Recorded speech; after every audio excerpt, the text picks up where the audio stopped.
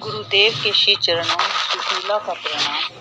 पहले तो गुरुदेव, मैं अपने संन्यास वाले प्रश्न का उत्तर पाकर बहुत प्रसन्नता का अनुभव कर रही हूँ। इसके लिए मैं आपको हृदय से धन्यवाद करती हूँ कि आपने सभी साधकों को बहुत ही अच्छी तरह से समझाया। गुरुजी, इस वीडियो को मैंने कई बार देखा और सुना। मेरे मन में इसे सुनकर और देखकर दया का और वात्सल्य का भाव पैदा हुआ। दया का भाव आमीन चैतन्य जैसे साधकों के लिए हुआ। गुरुजी, यदि ऐसे साधक भविष्य में अपनी भूल सुधारना चाहें तो उन्हें क्या उपाय करना चाहिए? प्लीज इसे भी सभी साधकों को समझाएं। दूसरा गुरुजी, मुझे आपके दुख का भी अनुभव हुआ और मुझे लगा शिष्य और साधक तो केवल लेना जानते हैं, वो गुरु की तकलीफ को कभी नहीं समझ सकते। आपके वो शब्द कि मैंने उन्हें बहुत रोका पर वो नहीं रुके, तुम मेरे हाथ तो काट ही देते हो अहंकारवश। मेरे मन में भाव आया कि मैं आपको अपनी छाती से लगाकर दुलारूं। ये इसी तरह मुझे महसूस हुआ कि एक माँ का बच्चा जब बहुत तकलीफ में होता है तो माँ उसे अपने सीने से लगाकर प्यार करती है और सांत्वना देती है। मैं भी ऐसा करूं।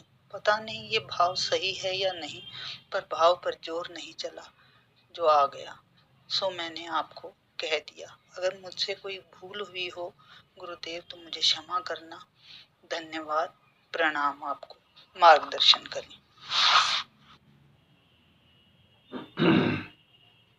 प्रणाम आपको। पहला प्रश्न जो है, आमीन चैतन्य ने जो गलती करी और भविष्य में ऐसा कोई भी साधक गलती करता है तो वो अपनी गलती कैसे सुधार सकता है और क्या वो गलती सुधारेगा तभी मैं उसे स्वीकार करूंगा। मेरे को तो आमीन चैतन्य आज भी स्वीकार है। ऐसा नहीं, मेरे साथ जिन भी शिष्यों ने गलती करी है वो आज भी स्वीकार योग्य है। आमीन चैतन्य ने मेरे जन्मदिन पे या मेरी शादी की सालगिरह पे गिफ्ट भिजवाए, उन्होंने वॉच भिजवाई, घड़ी भिजवाई मेरे और गुरु माँ के लिए, वो मैंने स्वीकार करा। अगर मैं आमीन चैतन्य के द्वारा गिफ्ट स्वीकार कर रहा हूं तो आमीन चैतन्य सबसे पहले मुझे स्वीकार, तभी तो मैं उनके द्वारा गिफ्ट स्वीकार कर रहा हूं। हाँ, फिर मैंने उन्हें मैसेज करके कहा कि गिफ्ट की जरूरत नहीं है। हकीकत में तुम्हारे द्वारा मेरे को पैसा, मान सम्मान,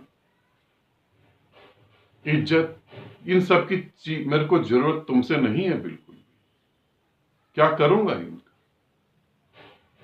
तुम्हें जब मेरे नहीं हो पा रहे तो तुमसे ये चीजें प्राप्त करके करूंगा क्या? मुझे तो तुम्हारी जरूरत है। आमीन चैतन्य कुछ ऐसा करे कि अपनी गलती सुधर जाए। वो क्या करे? जब अहंकार हमारे आगे आके खड़ा हो जाता है, और अहंकार बहुत सूक्ष्म है, बहुत सूक्ष्म, जब वह हमारे आगे खड़ा हो जाता है तो हम समझ ही नहीं पाते कि हमें क्या करना चाहिए। हम समझ ही नहीं पाते और फिर हम गलती पे गलती करते चले जाते हैं। झुकना तुम्हारे अहंकार के विपरीत हो जाता है। ये कह देना कि मुझसे गलती हुई है, मुझे माफ कर दो, ये बिल्कुल अलग बात है। अंदर अंदर तो गलती करने की दोबारा तैयारी हो रही होती है। ऐसा नहीं, मेरी एक शादी का भी है, उन्होंने बहुत गलतियां करी, मैंने उन्हें भी स्वीकार रखा है, मैंने उन्हें नकारा नहीं, नकारने का मेरे पास कोई ऑप्शन ही नहीं, उन्हें भी स्वीकार कर रखा है। वो फिर भी गलतियां ही करे जा रही हैं, फिर भी वो गलतियां ही करी जा रही। अब गलतियां करने से तुम्हारे शरीर की उम्र कम हो रही है, तुम्हारे शरीर के पास जो समय था वो कम हो रहा है, तुम चूक रहे हो। मैं तुम्हें क्या सजा दूं? मेरे पास सजा देने के लिए कुछ भी नहीं है। सजा तो तुम खुद ही अपनी निर्धारित करके बैठ गए। तुम अब अगला जन्म लोगे। और ध्यान रखना, जिसको इस जन्म में गुरु मिल जाता है, अगले जन्म में गुरु मिलना बड़ा दुर्लभ हो जाता है। वो किसी गुरु पे भरोसा नहीं करता, उसे लगता है मैं ही गुरु हूं, मैं किसी गुरु के चरण क्यों छूऊं। ऐसे इस समय भी समाज में ऐसे लोग हैं जिनकी दुर्गति हो रही है। तो अगले जन्म में बहुत ज्यादा दिक्कत होती है, और अपने हाथों से ही कुल्हाड़ी मार रहे हैं अपने पांव पर। अब उस साधिका को भी समझाने की कोशिश करी, मगर नहीं समझ आई। ऐसे बॉम्बे में एक साधक है, बड़ा प्यारा साधक है, उसे भी समझाने की कोशिश करी, उसे भी समझ नहीं आई। ये गलती सुधारेंगे तो सुधारेंगे कैसे, जब तुम्हारे अंदर यही बात आ जाए कि गलत गुरु है, मैं नहीं हूं, तो तुम कैसे सुधार लोगे? तुमने तो मान ही लिया ना कि गुरु गलत है, मैं गलत नहीं हूं, तो फिर सुधरेगी कैसे गलती? फिर नहीं सुधर पाएगी, बिल्कुल भी नहीं सुधर पाएगी। मेरी एक साधिका है, मेरे साथ जुड़ी, उन्होंने बहुत कुछ प्राप्त करा, साधना की, समाधि की ऊंचाइयां छुई। ध्यान से समझो इस बात को। मेरे साथ जुड़ी, समर्पित हुई, साधना करी, कुछ ही महीनों के अंदर इतनी गति हुई, समाधि घटित होने लगी। उन्होंने ध्यान करवाना चालू करा। ध्यान क्या करवाना चालू करा? जिन ध्यानों की वजह से उन्हें समाधि घटित हुई, उन्होंने वो कोई ध्यान नहीं करवाया। उन्होंने वो ध्यान करवाए जिन ध्यानों से आगे शिष्यों को समाधि घट ही नहीं सकती।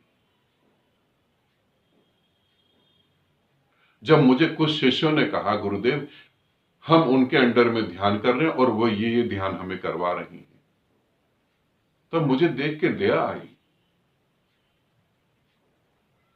तुम्हें जिस विधियों से, तुम्हें जिस मार्ग से समाधि घटित हुई है, उसी मार्ग को तुम लोगों के सामने रखो। तुम्हें अगर 6 महीने में समाधि घटित हो सकती है, तो पूरी पूरी संभावना है उनको भी 6 महीने में समाधि घटित हो सकती है। फिर तुम समाधि घटित होने वाली बातें उन्हें नहीं बता रहे, तुम कुछ और ही दिशा में उन्हें ले जा रहे हो। इसका अर्थ क्या हुआ? तुम शिष्य को अपनी पूंछ बनाकर और गुरु के ओहदे पे खड़ा होना चाहते हो। तुम चाहते हो एक गुमराह हो, बार बार हमसे प्रश्न पूछे। अब ये गलती कैसे सुधरेगी? उनका लाख बार ये कहना कि मैं आपके प्रति समर्पित हूं, सच में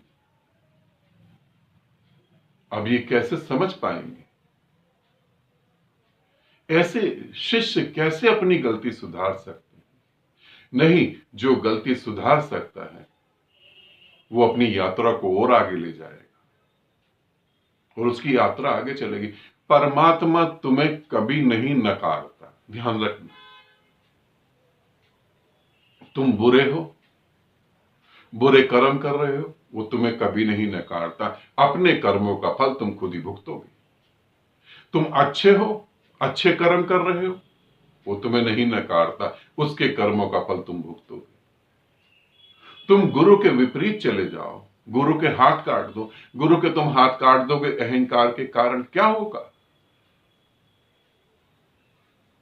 तुम भुगतोगे। तुमने अपनी यात्रा और दुखपूर्ण और लंबी कर ली है।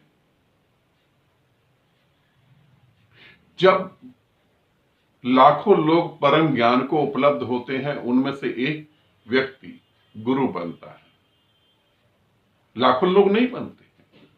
और जब वो गुरु बनता है, जब उसे आदेश आता है कि तू बोल, तू जो निराकार है उसे शब्दों में ढालकर बता, तब ये तो तय हो जाता है कि जूते भी पड़ेंगे, गालियां भी पड़ेंगी, सूली पे भी चढ़ाया जा सकता है, जहर भी दिया जा सकता है, षड्यंत्र करके लोग मारेंगे भी। इन बातों को वो पहले स्वीकार करता है, तभी इस मार्ग पर चलता है। मेरे शब्दों से तुम्हारे जीवन में उथल पुथल हो जाएगी तो तुम मुझे कैसे छोड़ दोगे?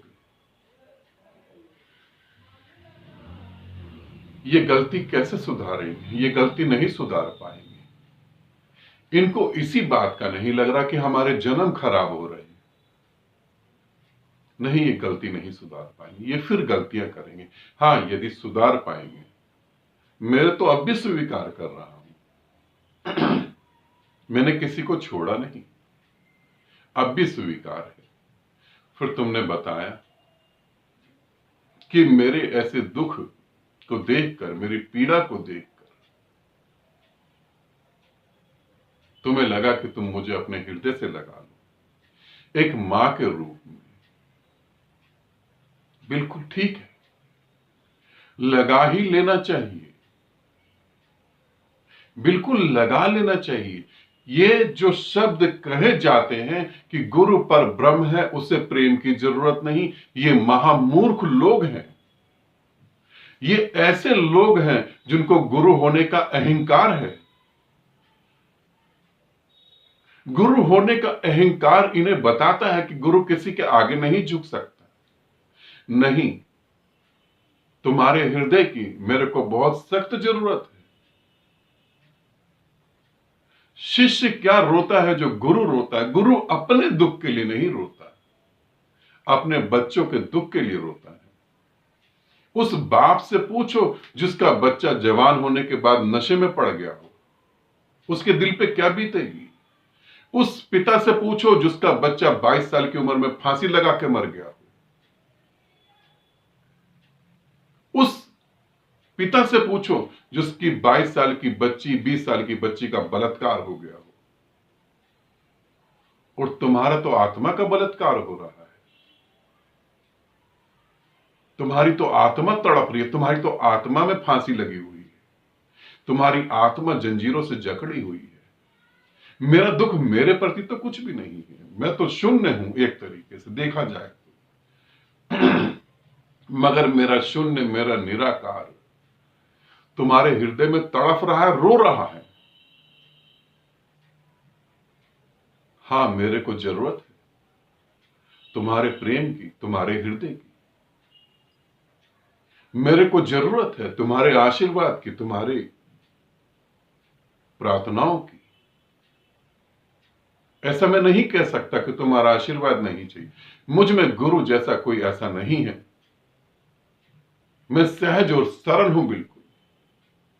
मुझे तुम्हारी आवश्यकता है, बिल्कुल आवश्यकता, जरूर और ज्यादा आवश्यकता है, क्योंकि जिस यात्रा पे मैं चल रहा हूं, अहंकार के कारण मुझे मारा ही जाएगा। अहंकार के कारण मेरे खिलाफ षड्यंत्र कर ही जाएंगे। अहंकार के कारण मेरे शरीर को नष्ट करा ही जाएगा। मुझे जरूरत है, बिल्कुल, एक मां के रूप में, एक दोस्त के रूप में, एक प्रेमिका के रूप में, एक बहन के रूप में, एक भाई के रूप में, एक पिता के रूप में, एक मित्र के रूप में मुझे तुम सबकी जरूरत है। क्यों? क्योंकि मेरा अंश तुम्हारे अंदर तड़प रहा है, वो रो रहा है, वो चिल्ला रहा है, जिसे तुम सुनकर भी आज सुना कर रहे हो। इसलिए मुझे तुम्हारी जरूरत है। सौभाग्य, यदि तुमने मेरे बारे में ऐसा सोचा, ये मेरे लिए सौभाग्य की बात है। मुझे गर्व है कि मेरे बारे में कोई साधिका ऐसा भी सोच सकती है। आनंदित रहो, सदा खुश रहो। बहुत बहुत प्रेम आप सभी को।